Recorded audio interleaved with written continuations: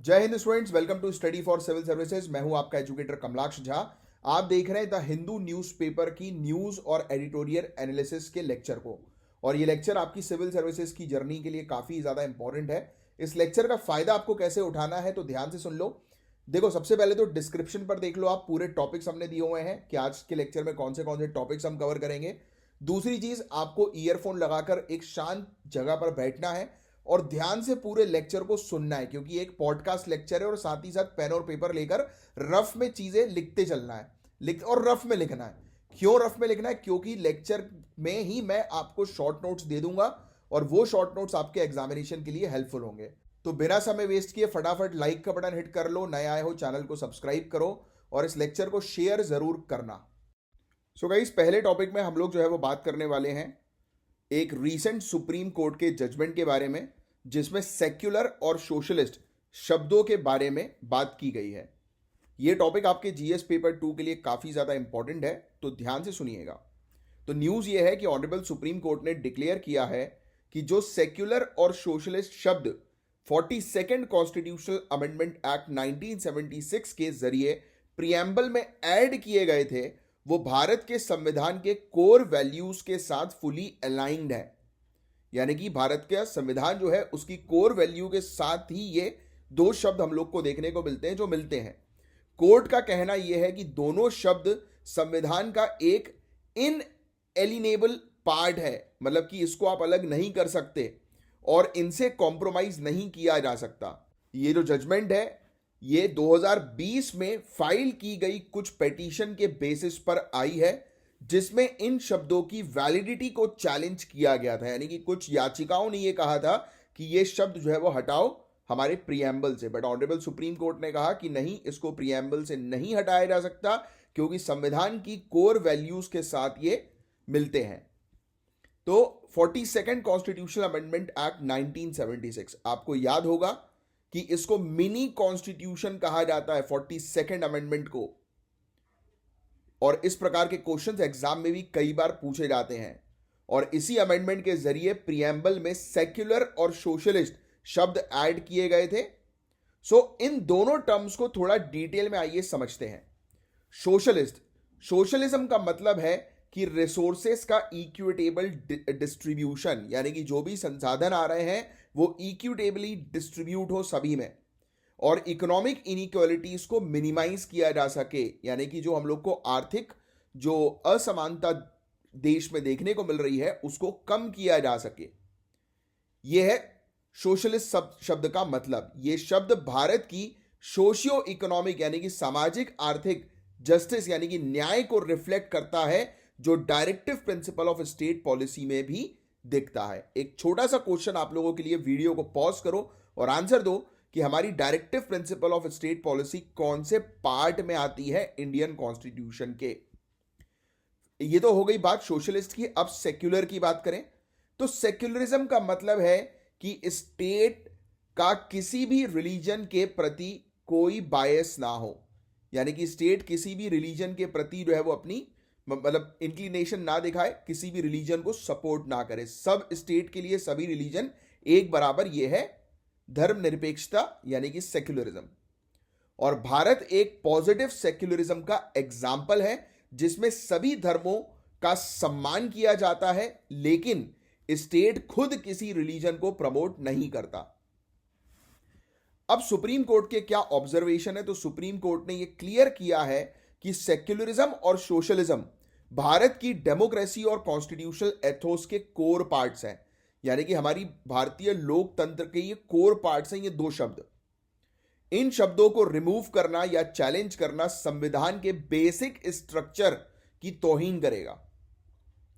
अब basic structure doctrine भी समझ लो, अगर बात हो ही रही है तो कोर्ट ने यह बोला कि 1973 के केशव नंदा भारती केस में जो बेसिक स्ट्रक्चर डॉक्ट्रिन लाया गया है वो भी वैलिड है, वो भी सही है। इस डॉक्ट्रिन के अंडर पार्लियामेंट को अनलिमिटेड पावर नहीं है और कॉन्स्टिट्यूशनल अमेंडमेंट्स बेसिक स्ट्रक्चर को किसी भी तरीके से डैमेज नहीं कर सकता। कोर्ट ने कहा है कि सेक्युलरिज्म और सोशलिज्म भारत की यूनिटी और इंटीग्रिटी के लिए बहुत ही ज्यादा जरूरी है। और आपको बता दें कि इंटीग्रिटी का जो है वो मतलब होता है, सिंपल शब्दों में अगर मैं बात करूं आपसे, तो सिंपली ऐसी क्वालिटी जो कि ऑनेस्टी रिफ्लेक्ट जो है वो करे, जिससे ऑनेस्टी जो है वो निकल कर आए, स्ट्रॉन्ग मॉरल प्रिंसिपल्स जिसके हों, राइट, समझ रहे हो, दृढ़ नैतिकता जिसको बोलते हैं, ईमानदारी, ये होता है इंटीग्रिटी। तो सेक्युलरिज्म और सोशलिज्म भारत की यूनिटी और इंटीग्रिटी के लिए बहुत इंपॉर्टेंट है। ये प्रिंसिपल्स इंश्योर करते हैं कि भारत, जिसमें इतनी डाइवर्सिटी है, अलग अलग प्रकार के लोग रहते हैं, अलग अलग रिलीजन के, और वो एक सेक्युलर और हार्मोनियस नेशन है कि सब लोग एक साथ रहते हैं। तो यूपीएससी पीएससी के लिए जीएस पेपर 2 के पॉइंट ऑफ व्यू से ये टॉपिक काफी इंपॉर्टेंट है। इसमें काफी सारी चीजें मैंने आपको बताई, इवन एथिक्स और ऐसे पेपर में भी ये टॉपिक्स पूछे जा सकते हैं। तो होपफुली ये टॉपिक आपको अच्छे से क्लियरली समझ में आया होगा।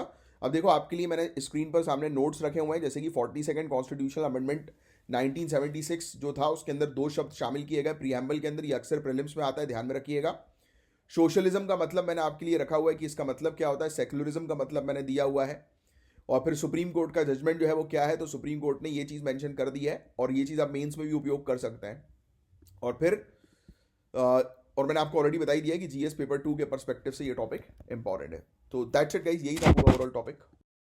26 नवंबर 1949 ये वो दिन था जब हमारा संविधान कॉन्स्टिट्यूएंट असेंबली द्वारा अडॉप्ट किया गया, और आज 75 साल बाद भी ये कॉन्स्टिट्यूशन हमारे देश का गाइडिंग लाइट है। डॉक्टर बी आर अंबेडकर साहब, जो इनके चीफ आर्किटेक्ट थे, यानी कि कॉन्स्टिट्यूशन के चीफ आर्किटेक्ट, उनका विजन एक सामाजिक और आर्थिक समानता वाला भारत बनाना था, कि ऐसा भारत हो जहां पर सोशियो इकोनॉमिक इक्वलिटी हो। लेकिन क्या हम उनके सपने को पूरी तरह अचीव कर पाए हैं? तो आइए इस पर्टिकुलर एडिटोरियल से चीजों को समझते हैं। तो सबसे पहले एक ब्रीफ बैकग्राउंड मैं आपको देता हूं। कॉन्स्टिट्यूएंट असेंबली का काम 1946 में स्टार्ट हुआ, और 2 साल 11 महीने और 18 दिन के बाद कॉन्स्टिट्यूशन अडॉप्ट किया गया। तो ये ध्यान में रखिएगा, ये टाइम पीरियड 2 साल 11 महीने 18 दिन। डॉक्टर अंबेडकर जी ने लिबर्टी, इक्वलिटी और फ्रेटर्निटी को इस कॉन्स्टिट्यूशन का कोर प्रिंसिपल बनाया। यह कॉन्स्टिट्यूशन दुनिया का सबसे बड़ा लिखा गया संविधान है, जिसमें फेडरलिज्म, सेक्युलरिज्म और डेमोक्रेसी जैसे प्रिंसिपल्स को प्रायोरिटी दी गई।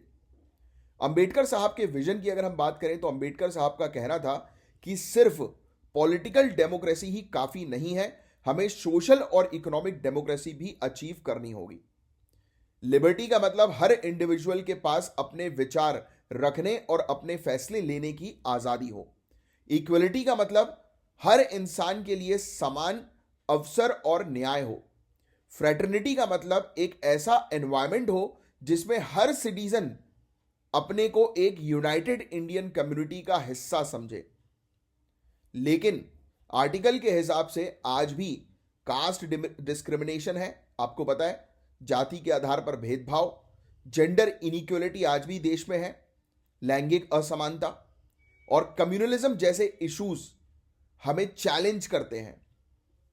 तो क्या क्या चुनौतियां हैं? तो आर्टिकल्स के अंदर कुछ इंपॉर्टेंट चुनौतियों को हाईलाइट किया गया है, जैसे कि सामाजिक असमानता, सोशल इनइक्वलिटी। दलित और मार्जिनलाइज्ड कम्युनिटीज के लिए डिस्क्रिमिनेशन आज भी एक रियलिटी है। जो पिछड़ा वर्ग है उसके साथ आज भी भेदभाव हो रहा है। वुमेन के लिए इक्वल पे और सेफ्टी काफी बड़ा इशू है। महिलाओं को इक्वल पे नहीं मिल रही है जॉब में, और सेफ्टी का भी महिलाओं के लिए सबसे बड़ा इशू है। दूसरा, इकोनॉमिक इनइक्वलिटी, आर्थिक असमानता। वर्ल्ड इनइक्वलिटी रिपोर्ट के हिसाब से भारत में रिचेस्ट 1% के पास 22% वेल्थ है। नोट डाउन कर लेना, भारत के 1% रिच लोग के पास भारत की 22% इनकम है, वेल्थ है। यह अंबेडकर जी के विजन के अगेंस्ट है। फिर तीसरा मोस्ट इंपॉर्टेंट चैलेंज, फ्रैटर्निटी का इशू। सोशल मीडिया पर फेक न्यूज और डिसेसिव नैरेटिव्स फ्रैटर्निटी को वीकन कर रहे हैं। होता है ना कि कई बार ऐसे स्पीचेस, ऐसे स्टेटमेंट्स होते हैं जो आपस में लोगों के बीच में जो भाईचारे की जो भावना है वो खत्म कर देते हैं, किसी भी आधार पर, चाहे वो रिलीजन के आधार पर हो, चाहे वो कास्ट के आधार पर हो, चाहे किसी भी मुद्दे पर हो। तो कम्युनल क्लैशेस और हेट स्पीच एक मेजर चिंता वाली बात है आज की डेट में। सो कॉन्स्टिट्यूशन का, हमारे संविधान का आज की डेट में क्या रेलिवेंस है? तो पहला, judicial activism. Honourable supreme court का role RTI act, right to privacy और रीसेंट LGBTQ+ जजमेंट्स में दिखता है। कॉन्स्टिट्यूशन के थ्रू लेजिस्लेचर, एग्जीक्यूटिव और जुडिशरी में एक बैलेंस मेंटेन होता है। यूनिवर्सल एजुकेशन, हेल्थ केयर और एनवायरमेंटल प्रोटेक्शन जैसे गाइडलाइंस जो directive principle of state policy में है, हमें आज भी इंस्पायर करते हैं। तो हमारे संविधान ने भारत को एक स्ट्रॉन्ग डेमोक्रेसी बनाया है, लेकिन अंबेडकर जी के सपने को पूरा करने के लिए हम सबको अपना रोल निभाना होगा। और जैसा एडिटोरियल में लिखा है, the constitution thrives, let it show India the way. इसका मतलब है कॉन्स्टिट्यूशन हमें चैलेंजेस फेस करने का रास्ता दिखा रहा है, बस हमें उस पर चलना है। तो काफी अच्छा आर्टिकल था गाइज, और इससे रिलेटेड देखिए आपके सामने मैंने शॉर्ट नोट्स रख दिए हैं कि कॉन्स्टिट्यूशन कब अडॉप्ट हुआ, इंपॉर्टेंट चीजें जो वैल्यूज है कॉन्स्टिट्यूशन के अंदर जो देखने को मिलती हैं, जो प्रायोरिटी पे रखी गई है वो लिबर्टी, इक्वलिटी, फ्रेटर्निटी है। आज की डेट में क्या क्या चैलेंजेस हैं और क्या महत्व है हमारे कॉन्स्टिट्यूशन का, तो वो मैंने आपको एक बेसिक आइडिया दे दिया। और विजन यही है कि सोशल और इकोनॉमिक डेमोक्रेसी हमें एस्टैब्लिश करनी है। तो होपफुली टॉपिक आपको अच्छा लगा होगा, और एक बार चेक कर लो कि आपने लाइक का बटन हिट किया है कि नहीं। अब ये वाला टॉपिक गाइस बहुत ही इंपॉर्टेंट है, not only for civil services examination but also to understand how women have contributed in shaping our nation's constitution. हम बात करेंगे फेमिनिस्ट आइडियोलॉजी के इम्पैक्ट की, कि इंडियन कॉन्स्टिट्यूशन में फेमिनिस्ट आइडियोलॉजी का क्या रोल है। ये जीएस पेपर 1 पेपर 2 दोनों के लिए बहुत इंपॉर्टेंट टॉपिक है। आपको पता है कि आज कॉन्स्टिट्यूशन डे है 26 नवंबर। तो सेलिब्रेट करते वक्त एक इंपॉर्टेंट डिस्कशन सामने आया कि हमारी कॉन्स्टिट्यूशन के फ्रेमिंग में वुमेन मेंबर्स का कंट्रीब्यूशन बहुत कम हाईलाइट किया गया है। यानी जब कॉन्स्टिट्यूशन बनाया गया तो वुमेन मेंबर्स की जो थॉट थी वो इसके अंदर शामिल नहीं की गई। फेमिनिस्ट आइडियोलॉजी ने इक्वलिटी, सेक्युलरिज्म और जस्टिस जैसे प्रिंसिपल को कैसे स्ट्रेंथन किया, इस पर हम चर्चा करेंगे और इसको डेप्थ में हम लोग समझेंगे। तो सबसे पहले तो इंडियन कॉन्स्टिट्यूएंट असेंबली में 15 वुमेन मेंबर थे, ये फैक्ट याद रखिएगा। ये मेंबर सिर्फ सिंबलिक नहीं थे, इन्होंने एक्टिवली पार्टिसिपेट किया डिबेट्स में।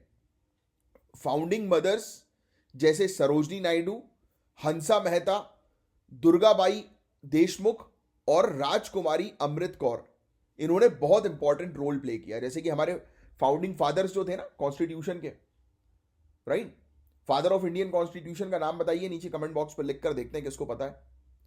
तो ऐसे ही फाउंडिंग मदर्स भी हैं, सरोजनी नायडू, हंसा मेहता, दुर्गाबाई देशमुख, राजकुमारी अमृत कौर। तो ये सब नाम थोड़े से ध्यान में रखिएगा। हंसा मेहता जी ने इक्वलिटी और सोशल रिफॉर्म यानी कि समानता और समाज के अंदर सुधार करने के लिए सपोर्ट किया, और उन्होंने आर्टिकल 14 और आर्टिकल 15 जैसे प्रोविजंस में जेंडर इक्वलिटी को सपोर्ट किया कि लैंगिक समानता होनी चाहिए। राजकुमारी अमृत कौर ने हेल्थ और एजुकेशन सेक्टर में महिला सशक्तिकरण को पर फोकस करवाया। सरोजनी नायडू जी ने सेक्युलरिज्म और कम्युनल हार्मोनी पर अपना सपोर्ट दिया। तो इन लोगों ने जेंडर न्यूट्रल और प्रोग्रेसिव पॉलिसी के लिए काफी आवाज उठाई।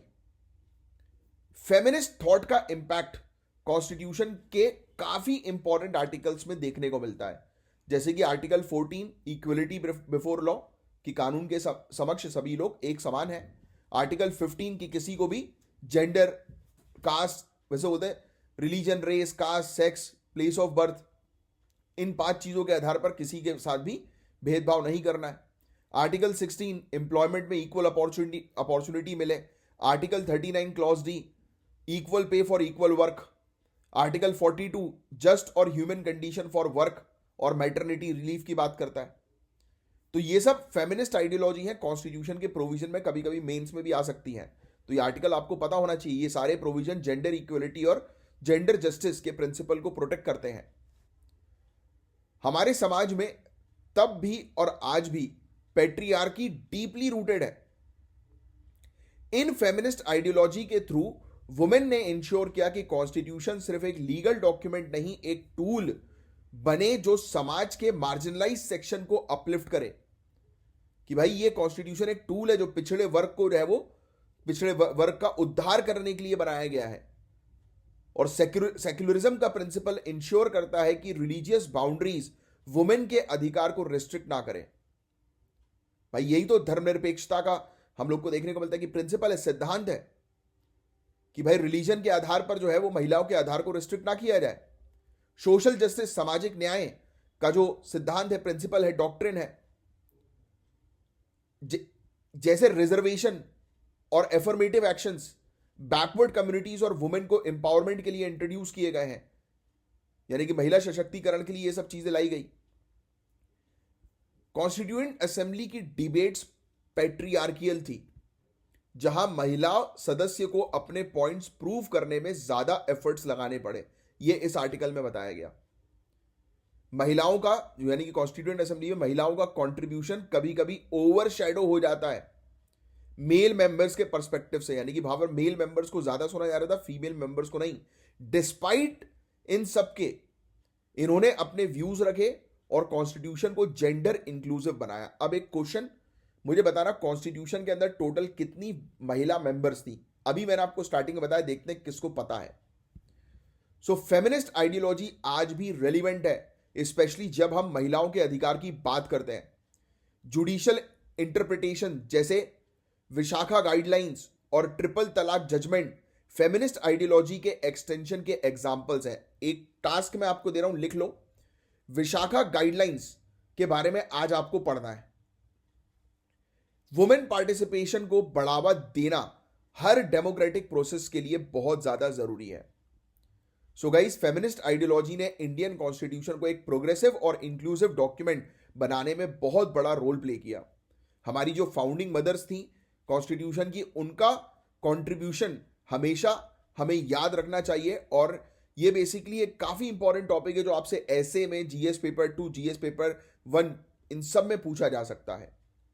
देखो, शॉर्ट नोट्स मेंशन कर लो आप कि वुमेन मेंबर्स जो कॉन्स्टिट्यूएंट असेंबली में थी, इसमें टोटल 15 मेंबर्स भी लिख लेना अपनी तरफ से, और इसमें मेन इंपॉर्टेंट मेंबर्स के नाम जो मैंने दिए हुए हैं वो मेंशन कर लो। और कॉन्स्टिट्यूशन के अंदर फेमिनिस्ट आइडियोलॉजी जो है वो कौन से आर्टिकल्स में देखने को मिलती है, तो देखो मैंने पूरे आर्टिकल्स डाल दिए आपके लिए, जो आपको मेंस के आंसर को अच्छा बनाएगा। और ये क्या फ़ायदा होता है फेमिनिस्ट आइडियोलॉजी का, तो ये मैंने लिख दिया आपको आपके लिए। और चैलेंजेस क्या क्या देखने को मिले तो वो मैंने लिख दिया है, और आज की डेट में क्या रेलिवेंस है। तो देखो, विशाखा गाइडलाइंस, ट्रिपल तलाक का जजमेंट जो है वो ये कॉन्स्टिट्यूशन के कोर वैल्यूज, कोर प्रिंसिपल से उठाकर ही मेंशन किया गया है। तो देखो आप, तो ये था पूरा वाला टॉपिक गाइस। हम लोग जो है वो बात करने वाले हैं भूटान के एक गैलेफू प्रोजेक्ट के बारे में, जो बहुत इंपॉर्टेंट है। ये एक बड़ा कोऑपरेटिव इनिशिएटिव के रूप में सामने आया है, और इस टॉपिक का रिलेवेंस आपके जीएस पेपर 3 के एनवायरमेंट और जीएस पेपर 2 के इंटरनेशनल रिलेशन सेक्शन के लिए काफी इंपॉर्टेंट है। तो हमारे honourable prime minister Modi ji ने हाल ही में न्यू दिल्ली में पहला इंटरनेशनल ग्लोबल कोऑपरेटिव कॉन्फ्रेंस का उद्घाटन किया। इस कॉन्फ्रेंस में भूटान के प्राइम मिनिस्टर शेरिंग तोब्गे ने गैलेफू माइंडफुलनेस सिटी का प्रपोजल दिया।